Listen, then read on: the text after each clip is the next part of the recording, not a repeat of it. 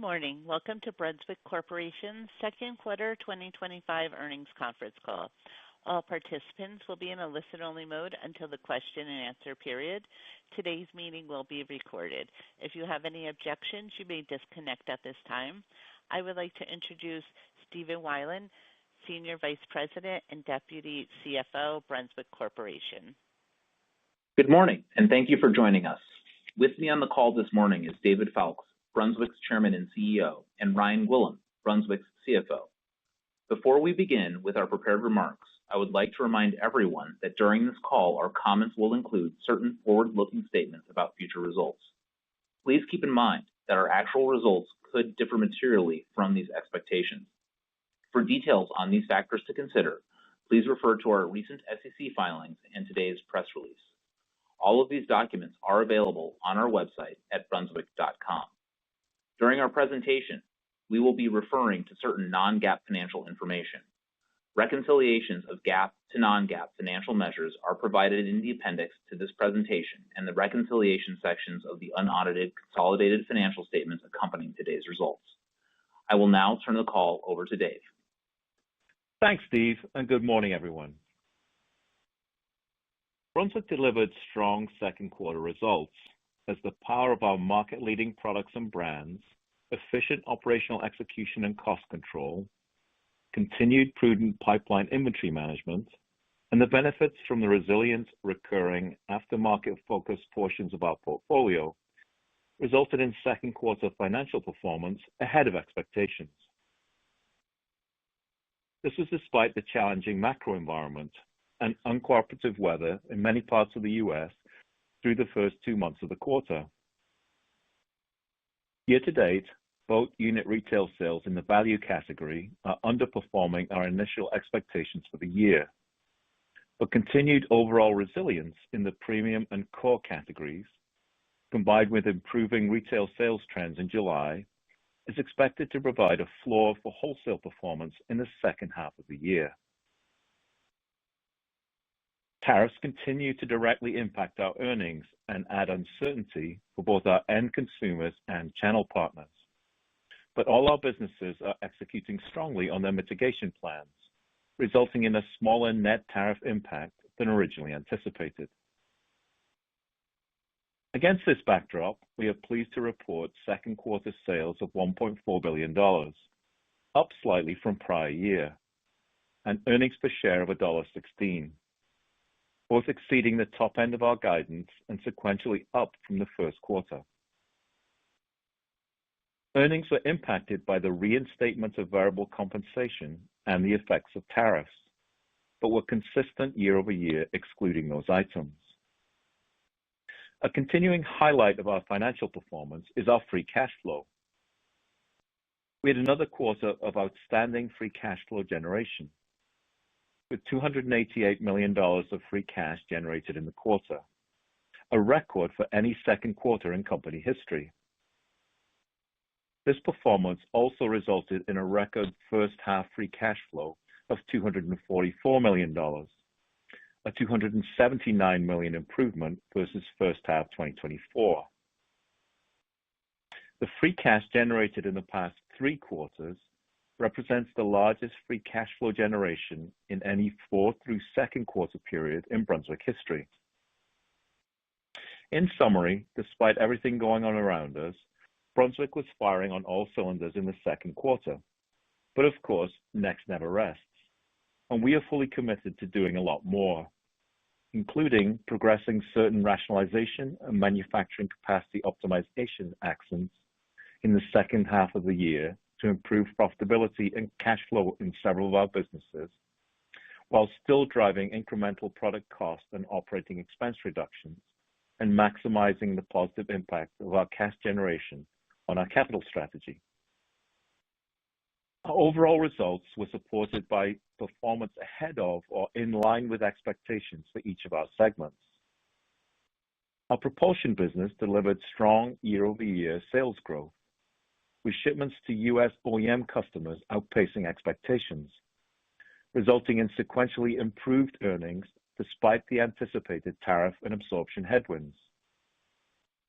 Mercury's outboard engine lineup continues to take market share, gaining over 300 basis points of U.S. retail share in outboard engines over 300 horsepower in the quarter, and 30 basis points of share overall on a rolling 12-month basis, despite heavy wholesale shipments by competitors ahead of tariffs being implemented on Japanese imports. Mercury's leadership in high horsepower outboard engines will be further reinforced by the new 425 and 350 horsepower engines launched earlier this week, with performance, smoothness, quietness, weight, and other attributes far ahead of the competition. Our engine parts and accessories business had another strong quarter, with slight year-over-year sales growth and steady earnings, despite a weather-affected start to the boating season. This primarily aftermarket-based business continues to derive its success from stable boating participation and the world's largest marine distribution network, which in the U.S. has gained 180 basis points of market share, resulting from our ability to support same-day or next-day deliveries to most locations in the world. Navico Group had slightly lower sales versus the second quarter of 2024, with aftermarket sales and sales to marine OEMs modestly lower. However, sales trends continue to improve each month in the quarter. Navico Group earnings remain consistent with first quarter levels and were driven by enthusiastic customer acceptance of new products and steady operational performance.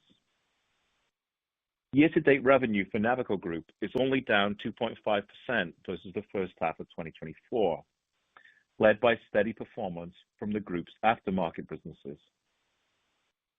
Restructuring actions continue to gain traction despite tariff and market headwinds, and in the quarter, we consolidated 2 production locations and transferred European distribution to a 3PL, while in July we implemented a leaner organizational structure that will reduce expenses and increase agility.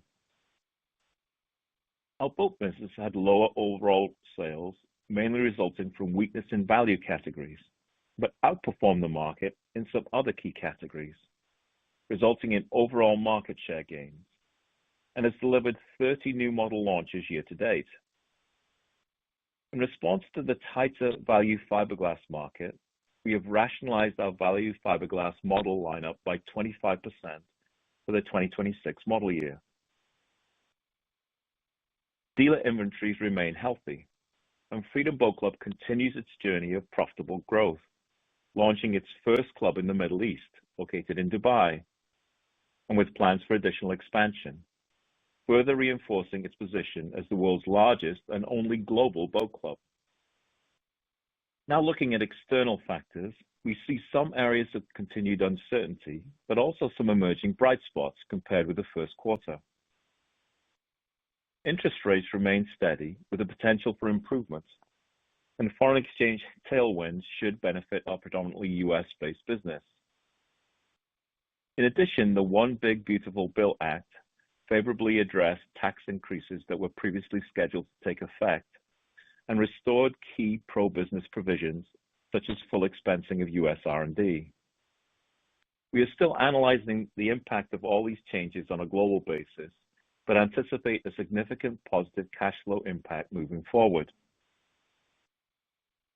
Brunswick continues to actively monitor and manage tariff exposure.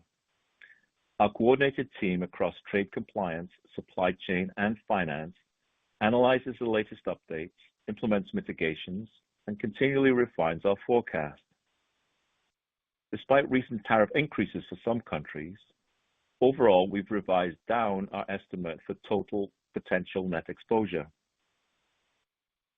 Ryan will go into more detail, but I will again stress that despite the negative direct impact of tariffs on our earnings, given our primarily US-based, vertically integrated engine and boat manufacturing base and predominantly domestic supply chain, and the fact that we manufacture almost all our boats for international markets within those markets, we remain competitively well positioned in an environment of persistent tariffs. In addition, our leading position and scale affords us the resources and sophistication to effectively manage this complex, evolving situation, including through the deployment of AI tools. We see an improvement in longer-term dealer sentiment and inventory comfort, which is moving closer to historical norms.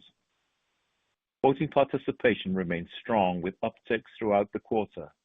Dealer foot traffic is stable, and we have seen a slight increase in people considering a boat purchase in the next 12 months. OEM production rates were up over the second half of last year, and while overall retail was down for the quarter, July is off to a strong start. We're using competitive incentives where appropriate to support second half sales and are continuing to invest in and derive benefits from the latest digital marketing technologies to generate more leads and optimize conversion. Overall, while we remain mindful of the dynamic macroeconomic backdrop and soft consumer sentiment, there are some reasons for cautious optimism as we progress through early Q3. Moving now to industry retail performance. Outboard engine industry retail units declined 6% in the quarter, with Mercury gaining 30 basis points of share on a rolling 12-month basis and 140 basis points of share in the same time frame on engines 150 horsepower and greater. Mercury continues to gain share internationally, with 170 basis points of share gain in Canada over the past 12 months, and strength in high horsepower share continuing around the globe. As of the latest SSI reporting for May, U.S. main powerboat industry retail was down modestly year to date, with Brunswick's boat brands outperforming the industry. Since the beginning of June, internal Brunswick U.S. retail has improved, with registrations only down mid-single-digit % over the same period in 2024. On a global basis, first half retail remained very steady for our premium brands, including Boston Whaler, Sea Ray, Lund, and Navan, and as a whole for our core brands. Retail performance for our value brands continues to be challenged, and as noted, we're working to optimize the profitability of these brands at reduced production volumes. We have continued to diligently manage boat pipeline levels, and second quarter U.S. wholesale shipments were down 9%, resulting in an 11% reduction in U.S. pipelines, or over 1,200 fewer units versus last year. Global pipelines are down 2,300 units over the same period, reflecting our continued focus on maintaining the freshest inventory in the market. Lastly, as I indicated earlier, according to internal data, July retail for essentially all our businesses has accelerated and is trending positive versus July 2024, giving us and our channel partners positive momentum to start the back half of the year. Before turning the call over to Ryan, I want to highlight the diligent efforts across our enterprise that resulted in record free cash flow, despite some inventory banking for tariff mitigation, and continue to support our investment-grade credit profile. Our strong Q1 cash performance continued into the second quarter, and in the first half of the year, we delivered $244 million of free cash flow, up $279 million versus the prior year. We've delivered $1.5 billion of free cash flow since 2021 and a record $522 million in the last 3 quarters in very dynamic and challenging market conditions. Our balance sheet remains very healthy, with no debt maturities until 2029 and an attractive cost of debt and maturity profile. Given our continued strong cash performance, we're increasing our previous debt reduction guidance for 2025 by $50 million to a total target of $175 million for the year. With this increase in our 2025 debt reduction target, by year end, we are on track to have retired $350 million of debt since 2023. We remain on the path of returning to our long-term net leverage target of below 2 times EBITDA. We're accomplishing this while maintaining significant financial flexibility, as evidenced by and commitment to our investment-grade credit rating. At quarter end, we'll have $1.3 billion in liquidity, including full access to our undrawn revolving credit facility. I want to thank the entire Brunswick team for their disciplined focus on execution, driving efficiencies, working capital management, optimization of capital expenditures, and many other actions that together allow us to return capital to shareholders while maintaining financial flexibility and opportunistically reducing leverage. Our cash generation profile and investment-grade credit rating are important to our business and also differentiate Brunswick in our industry and sector. I'll now turn the call over to Ryan to provide additional comments on our financial performance and outlook. Thanks, Dave, and good morning, everyone. Brunswick's second quarter results were solidly ahead of expectations.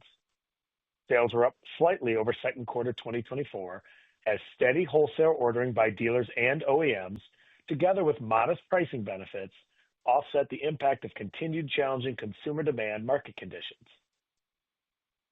Operating earnings and EPS were ahead of guided expectations, but down versus prior year as the impacts of tariffs, reinstated variable compensation, and lower absorption from decreased production levels were only partially offset by new product momentum, the benefits from the slight sales increase, and ongoing cost control measures throughout the enterprise. Lastly, as Dave mentioned earlier, it was a historic second quarter from a cash generation standpoint, with Brunswick generating a record $288 million of free cash flow. On a year-to-date basis, sales are down 5%, primarily due to anticipated lower production levels in our propulsion and boat businesses, only being partially offset by steady sales in our aftermarket-led engine P&A and Navico businesses. Year-to-date adjusted operating earnings and EPS are also ahead of expectations, but below prior year as expected due to the same factors from the second quarter. Year-to-date free cash flow of $244 million is a first-half record and is the result of focused inventory and other working capital initiatives started in the second quarter of 2024. Now we'll look at each reporting segment, starting with our propulsion business, which reported a 7% increase in sales resulting primarily from strong orders from U.S. OEMs.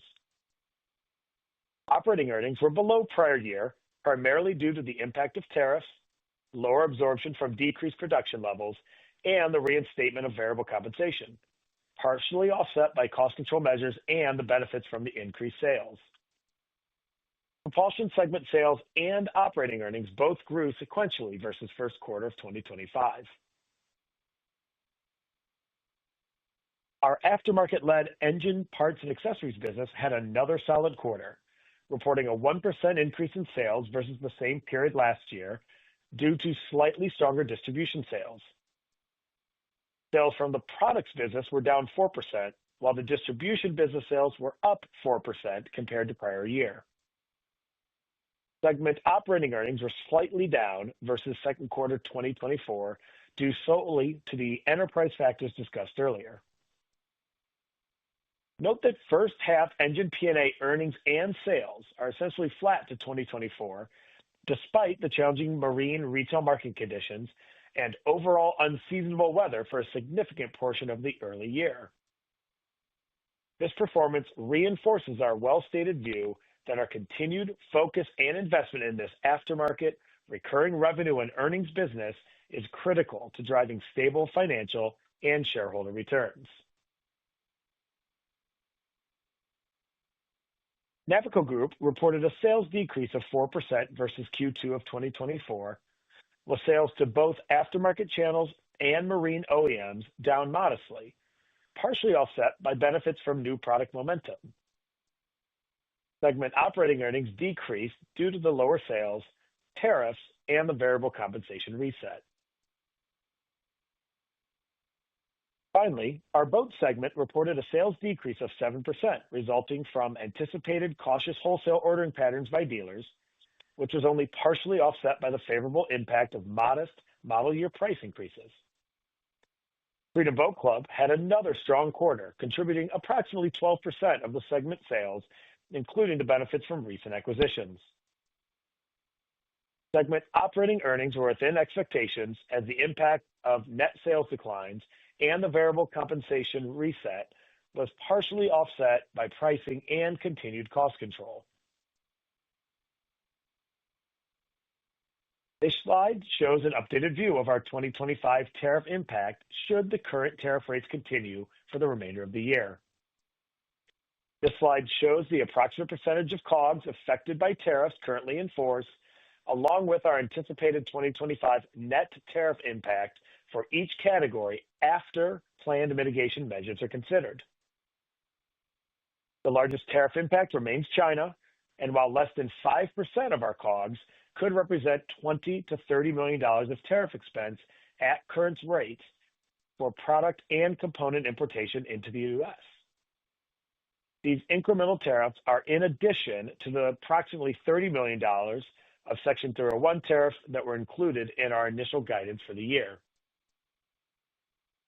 Mexico and Canada supply accounts for approximately 15% of U.S. COGS, but most of the supply from these two countries are imported under the USMCA, meaning that our tariff exposure here remains small, assuming the continued USMCA exemption. Finally, there are other smaller tariffs on rest of world imports. Not included in this analysis are other impacts or potential impacts, both positive and negative to the enterprise, including potential retaliatory tariffs from the EU and Canada on U.S. manufactured boats and possibly engines and parts, tariffs on boats imported into the United States by our European OEM partners that use Mercury engines and parts,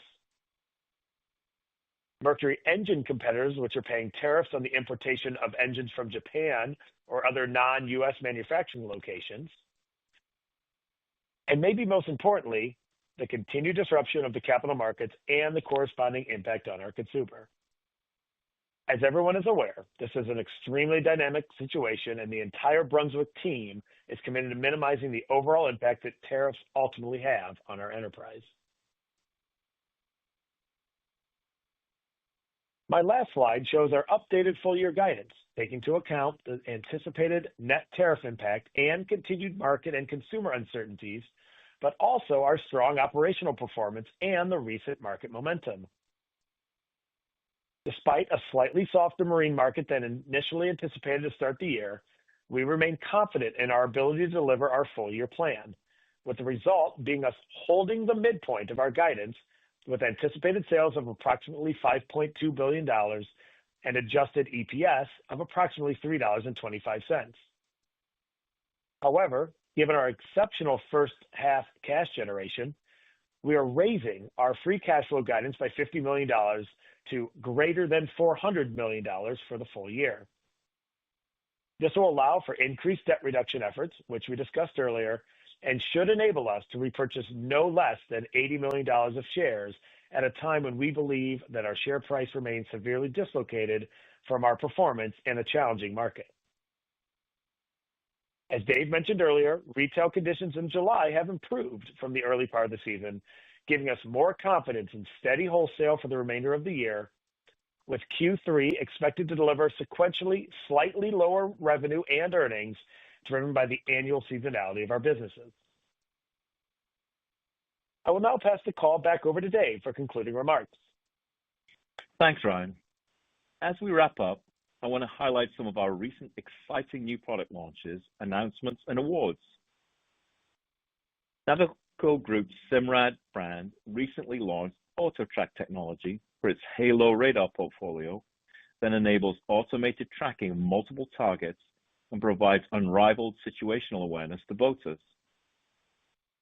Our boat brands across the globe have been busy launching many new products, all featuring Mercury Power and Navico Group technology. Our Harris Pontoon brand launched the 2026 Sunliner series with a very stylish and contemporary new exterior and interior. The Sunliner is affordable but also aspirational, with many thoughtful features, premium finishes, and uncompromised quality. Our Ray Glass brand in New Zealand unveiled the all-new Protector R Edition range, a bold evolution of its iconic high-performance ribs, leading with the 330 Targa R Edition, the first vessel in New Zealand powered by Mercury Racing's 400R V10 outboard engines.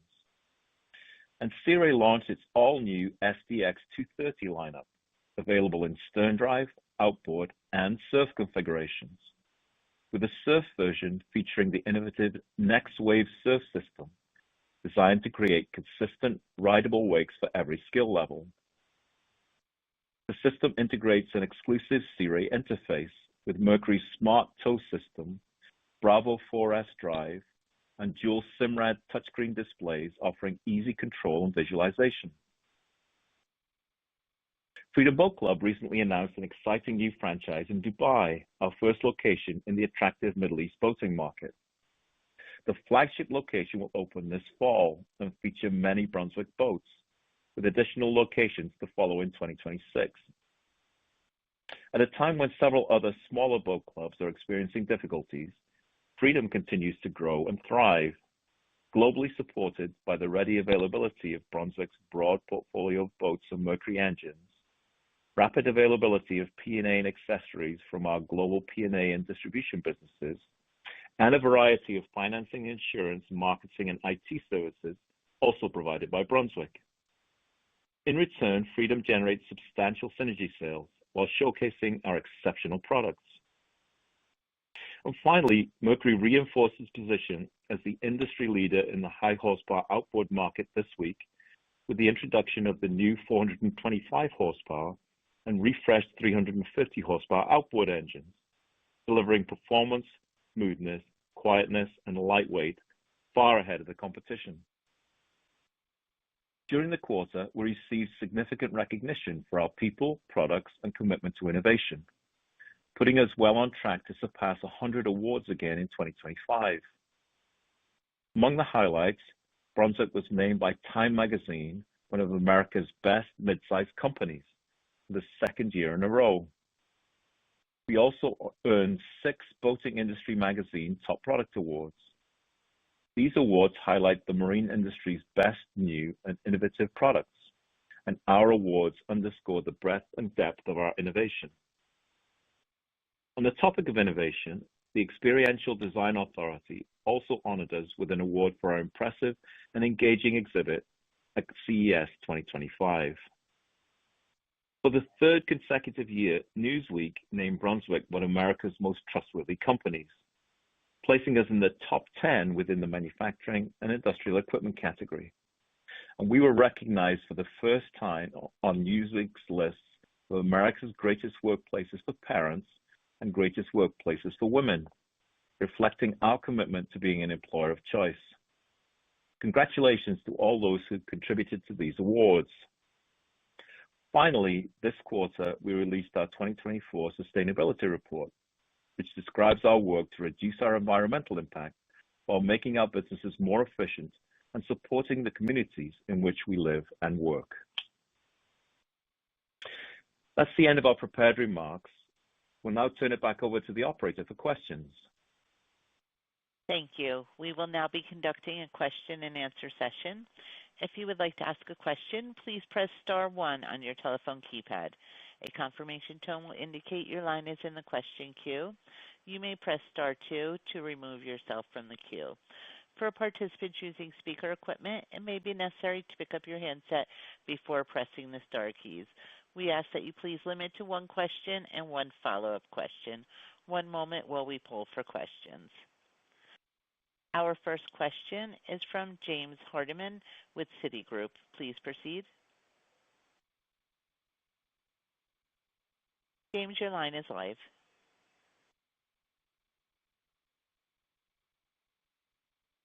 Please check if you're on mute.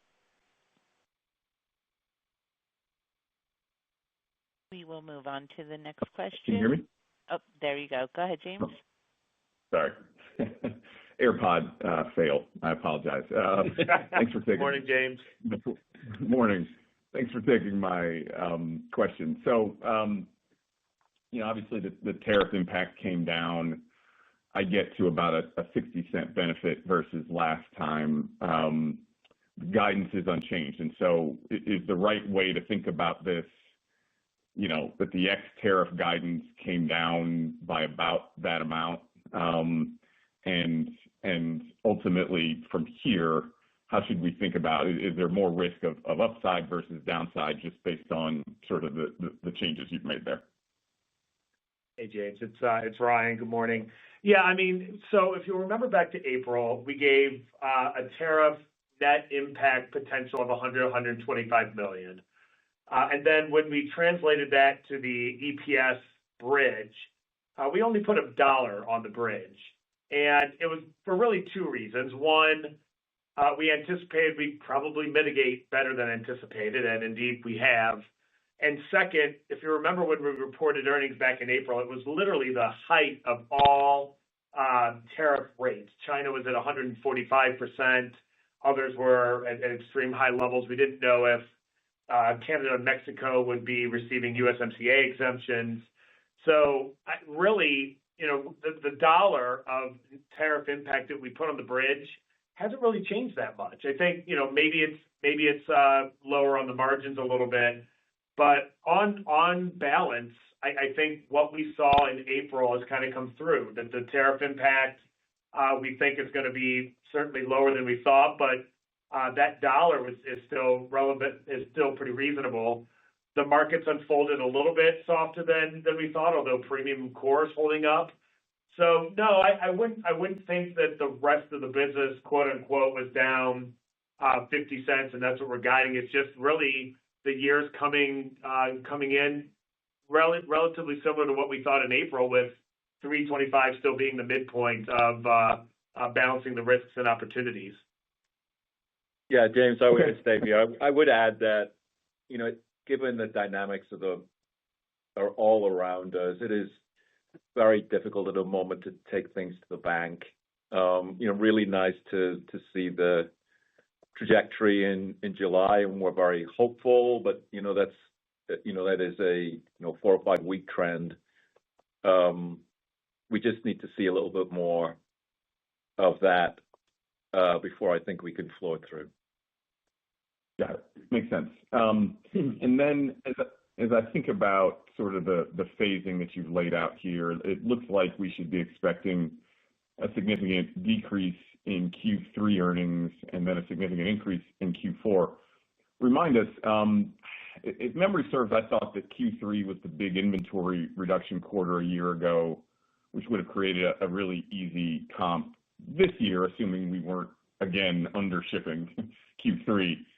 So I guess, is it safe to say that we're now going to be, again, under shipping in Q3, and maybe, I don't know, maybe there was a shift between shipments between Q2 and Q3, because obviously Q2 was an outperformance quarter. So how do we think about all that?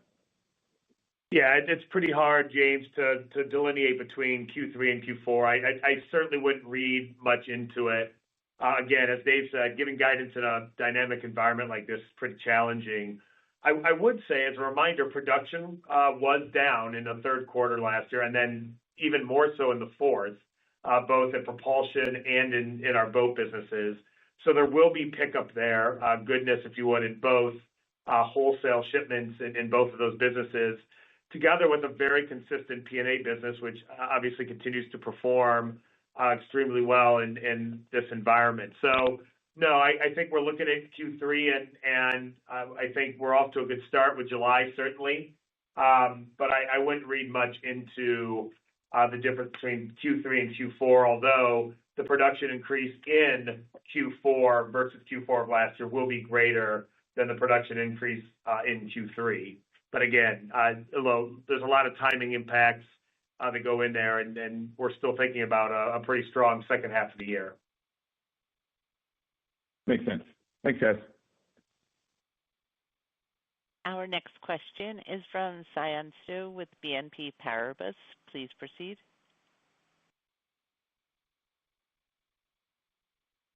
Your line is live. Please check if you have yourself muted.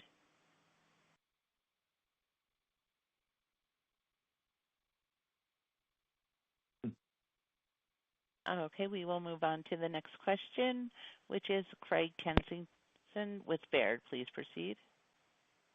Hey, can you hear me? Yes. Dan, Craig, good morning. Good morning. Thanks for taking my question. I wanted to start with Navico. I guess big picture, when the market normalizes, whenever that is, and then your innovation pipeline matures, where should Navico revenue and profitability settle? It feels like that's a big needle mover when you think about some of the out-year earnings potential. Yeah, Craig, thank you for the question. Yeah, I think, our expectations in the long term for Navico Group are still in the kind of low to mid-teens operating margin range. So we've got quite a bit to go. And we should, with a little bit of tailwind, have top line CAGRs in the mid to high singles. So there's a lot of potential in that business. I think we're doing a lot of great work, both in refreshing the product lines, which are now regaining share, even against the very strong and capable competition. So we're very excited about that. But also just getting the structure of the business reset or right-sized, if you like, and optimized for a market that is certainly smaller than we originally anticipated. And as you can see, and as we gave some examples in the release in the slides, we are continuing to work our way through that.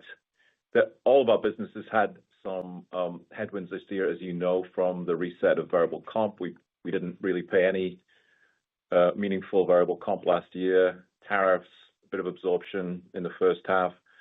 But if you net those out, I think we're in a really, getting ourselves in really good shape in Navico Group. I'm very excited about the trajectory of the business and the reception of the new products. Pretty much everything that we have brought out has been a hit in the marketplace. So, yeah, very excited for that business, and it will be an engine of growth for us in the medium term. Great. Thanks, Dave. And Ryan, if I could ask you just on the tariff question, slide 17 is super helpful as it relates to 2025, but it's been such a noisy environment that it's hard to get a feel for the true run rate. Have you done any work to look at 26, if current policy persists, how we should think about the full year kind of run rate for tariff policy as it stands today? Yeah, Craig, obviously we anticipated getting the question this morning. So we have played around with what 26 would look like. The answer is still pretty uncertain given all the variables. So, not only are we paying the tariffs, right? You pay the cash tariffs, but it flows through the various financials in a different way, right? It goes on the balance sheet as an inventory cost and it flows out through the P&L over time. And then there's counteractions on duty drawback and substitution and benefit that we get to counteract those tariffs. So it's a big basket of things that we think about: our supply chain team, trade compliance, finance. Everyone's kind of figuring out what the best course of action is, and it changes, right? Because the tariffs change every couple of weeks, and then our response needs to change. I would say, as we sit here today, I don't see a huge change over next year. It's probably somewhere in the same magnitude. This year we had a 10-month impact, right? But some of that was at higher rates. We also had some of the costs being hung up on the balance sheet by the end of the year. But next year we'll have a little bit more duty drawback and some of the other financial benefits. So tough to tell. I don't think it'll be greatly different from the 2026 impact, but I definitely need to get closer to the end of the year to really see what a run rate looks like, and certainly we'll provide that guidance once we get to the January call. But certainly I don't see a huge step change at this stage. Yeah, that helps. Thanks, Ryan. Maybe just to add, Greg, clearly we are working to onshore as much as we can at the moment. So the rates are one component of what the tariffs will be, and certainly there are balance sheet and other implications here. But broadly, our basis should be going down significantly as we move supply onshore into the U.S., and we're doing that at a pretty rapid clip, as you can tell from the way that our exposure even this year is reducing. I would say, though, and it was a little bit difficult to say this earlier, that, and we did state it, we are in competitively a pretty advantaged position. The U.S. market is by far the biggest marine market. We are very largely a domestic company here with a very large manufacturing footprint, with a lot of vertical integration. And we believe that, even though we'll be impacted by tariffs directly, our competitive position is strengthening. Thank you, Dave. Our next question is from Noah Zatzkin with KeyBanc Capital Markets. Please proceed. Hi, thanks for taking my questions. I guess first, just on the decision to rationalize kind of the value fiberglass model lineup for 2026 by 25%, how should we think about maybe structurally, the boat group, whether from a margin perspective or volume potential perspective, given that rationalization? Thanks. Yeah, thank you. Yeah, good question. So really, the amount of complexity that you can tolerate in a product line depends on the volume. And with volumes reducing, we can tolerate less complexity. So we take out those models that are obviously selling less, and that's the kind of rationalization process. We want to leave ourselves with a good progression in the product portfolio, but not excess complexity. And that's really what we've been doing. There are other actions that we are taking that we'll be, able to talk about a bit later in the year to further ensure that we have stronger profitability in that part of the market. But that's really the way to think about it, reducing complexity in a market that is smaller. I would say, though, I think everybody understands this, that the profit contribution of all of our Brunswick boats, the boat group margin is only one component of it. All of those value boats have Mercury engines on them. A lot of them contain Navico Group technology. And so the margin stack, even in our value product lines, remains pretty good. And so we want to make sure that we are thoughtful as we approach this, and that we consider the entire Brunswick margin impact. Really helpful. Maybe just one more quick one. Any color on the tariff impact in the quarter? And then apologies if you already said this, but how should we think about maybe the distribution of that impact across segments at a high level? Thanks. Yeah, I can take that, Noah. I mean, again, it's a bit different because the cash tariffs paid obviously much greater than what's flown through the P&L. Through the P&L is somewhere in the mid-teens for the quarter, millions. But again, there's all kinds of offsets and duty drawbacks that kind of net against that number.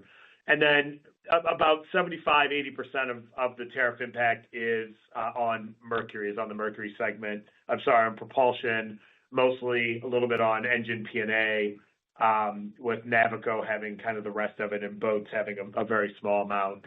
One other item, and obviously this is late breaking from earlier this week or late last week. We're obviously monitoring the 15% tariffs coming from Japanese imports. As Dave mentioned, we are the only U.S. engine manufacturer, with our main competitors primarily manufacturing in Japan and almost none in the U.S. And so, one thing we'll be monitoring, and this is not in the tariff number, and obviously a benefit, is the impact of that on Mercury sales and our ability to continue to take market share, as obviously we believe our products are already market leading, but this is just another input for the costing profile. Thank you. Our next question is from Tristan Thomas-Martin with BMO Capital Markets. Please proceed. Hey, good morning. Did you update your full year industry retail assumption for boats? No, I don't think we didn't specifically do that. I think that the trend that we are seeing really that we called out is solid performance in premium and core, which is 75% or more of what we make, and weaker performance in the value part of the segment, the value part of the market, which is down about 20%. I don't see a really strong reason to deviate from that kind of profile. I don't think we've specifically updated any numbers yet. Okay. And then what are your channel inventory weeks on hand, and how are you expecting to manage that, or what's your target by year end? Thanks. The channel inventory levels? Yeah. So on the boat side, we are in the low 30s today, weeks on hand. By the end of the year, it's going to be around 40, give or take. But really, remember that is looking at backwards looking retail, so rolling 12 backwards. If you look at just pure units, right now we are basically in the lowest inventory position we've been outside of COVID since the GFC, and by the end of the year, both global and U.S. Field pipelines will be kind of at historical lows. So we're going to take out a couple of 1,000 or so boats in the U.S.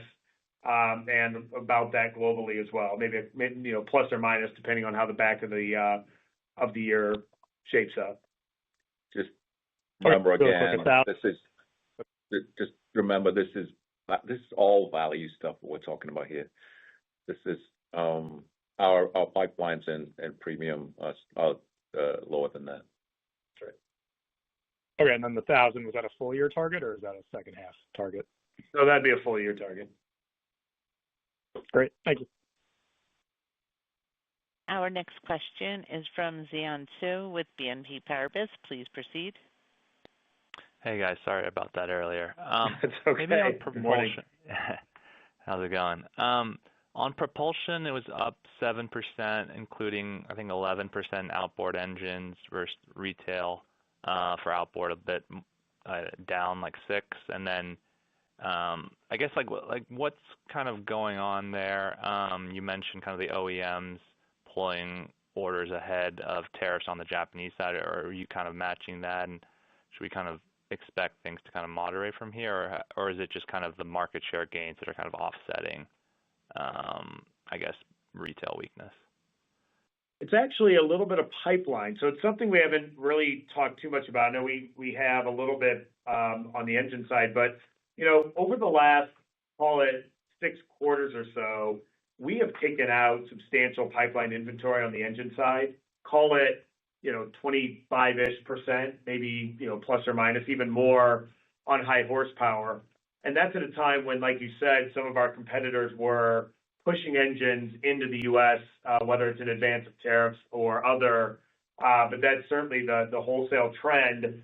But so what you're seeing is now kind of a matching of our continued retail share gains with our OEM customers that are actually producing a little bit more this time of year than they were last year. At this point, even in June of last year, May and June, a lot of our OEM partners were taking fewer engines because they had them in stock and they were going to produce fewer boats in the outlook months, and that ended up happening.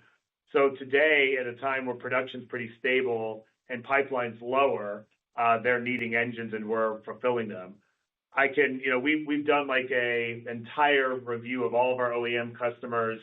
We are not losing share in any of them that are kind of dual sourced, if you would. And we plan to continue to gain retail share for the full year, just as we've done the past several years. So it is really a pipeline. It's a pipeline game, and that's right now at a really healthy point where we'll probably be able to add engines here into make sure that wholesale exceeds retail over the coming quarters. Okay, got it. That's super helpful. And then then on that point, where does the pipeline kind of end for engines or end by the end of the year? And how do you think about kind of the margin progression from here?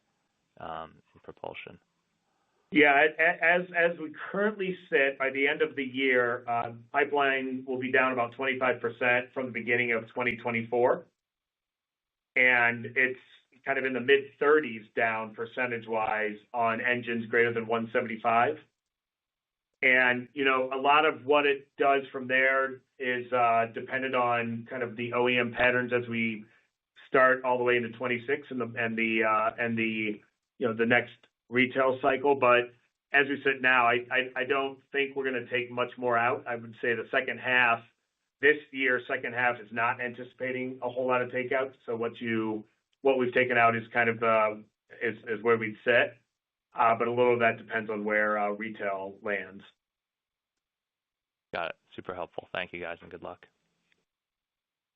Our next question is from Stephen Grambling with Morgan Stanley. Please proceed. Hi, thank you. You mentioned the initiatives to improve inventory and working capital, and I know you've talked about it a little bit on the call, but maybe you could just expand on what some of the initiatives are and how specifically investors should think about the impact of free cash flow conversion longer term, particularly if the retail cycle does start to turn here. Thank you. Yeah, maybe we can tag team it.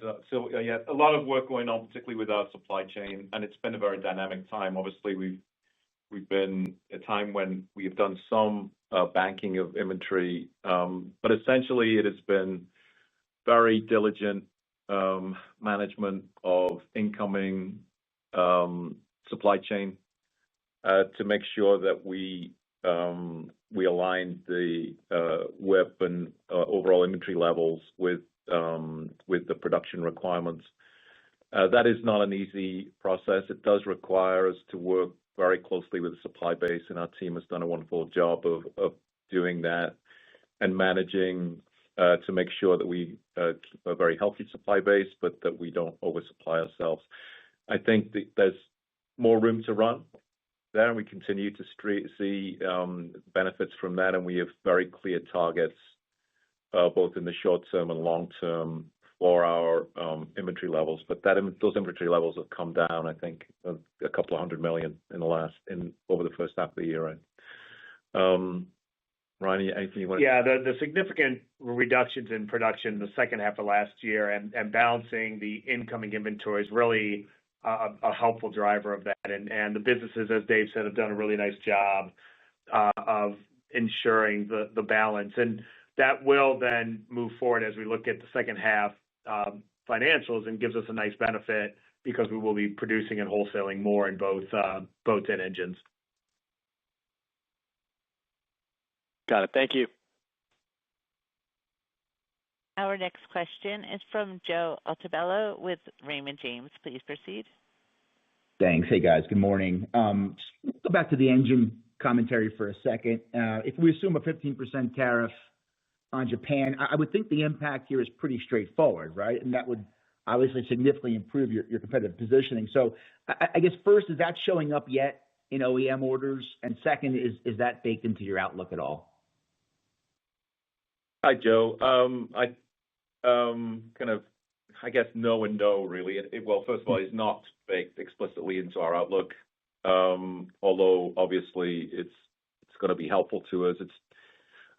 It is not particularly showing up yet because of the amount of engines that were shipped in the second quarter in particular. I don't think something like this was not a surprise. So I think that our competitors still have stock of pre-tariff engines, but obviously over time those will kind of bleed out, and we have not explicitly baked an uplift in Mercury share into our forecast at the moment. But obviously it's going to give us good momentum. Okay, very helpful. Maybe secondly, you referred to a certain rationalization and manufacturing capacity optimization efforts. Maybe could you elaborate on that? What businesses? It sounds like Navico and boats is part of that, but maybe are there others as well? Yeah, I think it's certainly we need to continue the process of ensuring that we have good productivity and efficiency, and that our overall capacity is aligned with our expectations for the market. We've been continuing to work on that, and I gave a few examples in the commentary that we previously provided, but there is more work to do. Honestly, Joe, we'll be able to share a bit more explicitly, probably in the third quarter call on that, or maybe on some kind of intermediate basis. But there are various things that we're continuing to progress that will, I think, materially address fixed costs in those businesses. Okay, understood. Thank you. Our final question is from Jamie Katz with Morningstar. Please proceed. Hey, good morning. Thanks for squeezing me in. So I'm curious about the second half projection for boat sales, and it implies basically that we're returning to growth. And I'm wondering if part of that is just mix from higher price boats, or if you guys have seen, interest or rising commitments from dealers that may help us see if we are at the trough. Yeah, good morning, Jamie. I think it's kind of two things. One, goodness in July has given us some momentum here as we get into the back half of the year, and we believe will continue to spur dealer orders. But certainly the year-over-year comps versus the second half of last year really are a bit of a driving factor. We took substantial production out in the second half of 24 in order to keep inventory fresh and at the right levels. This year, just to match retail and wholesale, the wholesale will be stronger, right, in the second half. And so, yes, premium and core, we plan on being up more than value, as Dave and I have said on the call. But really, if you go back and look at production rates, it's just matching wholesale and retail and the comparison versus a extremely light back half of 24. And then can we just focus on value? Obviously, there are some value products that are moving. Do you guys have any insight into what consumers, what is facilitating conversion of those sales, and then maybe what we should be looking for to determine when those sales may return outside of interest rates, perhaps? Yeah, a couple of things. Obviously, there's just broader economic sensitivity in that buyer population, if you like. So any uncertainties about, inflation, employment, other things tend to be more acute in that population. It is an area where we see more financing at the point of sale, so more sensitivity to interest rates, certainly. I think we're doing a pretty good job in that segment, but it does require more, promotions. You need to provide a reason for somebody to make that purchase. We try and do that by having the freshest inventory, the newest products and other things in the marketplace. But in the current environment, it also takes a bit of an economic push as well. So I think hopefully we'll begin to see some interest rate reductions in the back half of this year that will provide a bit more momentum. We'd hope to see something earlier in the year, but those didn't materialize. But I would say that those interest rate reductions are probably going to disproportionately benefit the buyers of value or entry-level product. Thanks.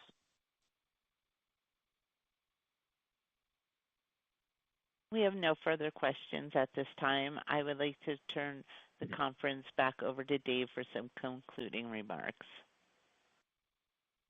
Well, thanks for your questions, everyone. Much appreciated. It was another solid quarter for Brunswick. Lots of new products, very diligent operational work leading to our performance really across all of our businesses and segments. A couple of things probably stand out: our cash performance and also the fact that our revenue was slightly up over the second quarter of 2024. It was nice to see that inflection. So great to see. As we noted, we're continuing to work hard and in a smart way to mitigate the direct impact of tariffs.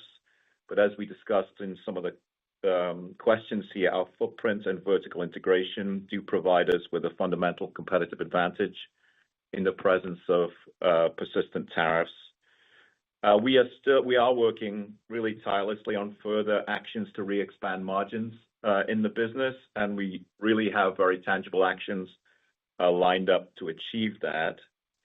And then finally, although we are beyond the midpoint of the selling season, we do get a real sense that the market wants to rebound with just a little more kind of normalization of the macro backdrop, maybe later in the season, some tailwind from interest rates. So as we enter the second half, we do enter it with some cautious optimism.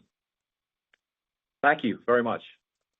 Thank you. That will conclude today's conference. You may disconnect your lines at this time, and thank you for your participation.